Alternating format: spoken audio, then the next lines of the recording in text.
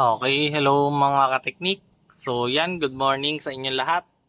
So mapapansin niyo yan, ang ating Egg 1000.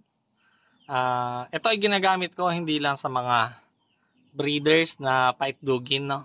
So ginagamit ko rin yan pan-treat dito sa ating may mga sakit na sisiw, no? Pwede yan.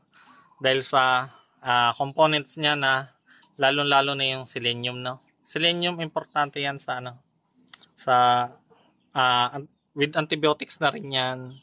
Tsaka para masigla pa rin yung ating sisiw.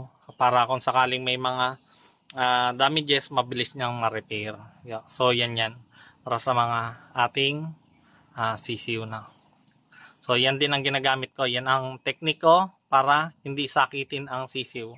Ito kasing Egg 1000, dati ko yung ginagamit. Ngayon, sa taas nga ng presyo niya ngayon, nasa 500 plus na ang isang kilong ganyan. Matagal mo na rin naman siya magagamit.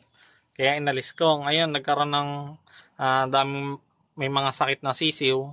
Yan, binabalik ko ulit. Egg 1000, huwag niyong pawawala. Hinahalo lang yan sa tubig.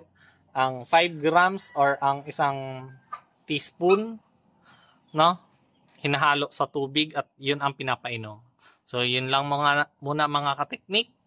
So, isa sa ating pinapainom sa ating mga alaga, Egg 1000.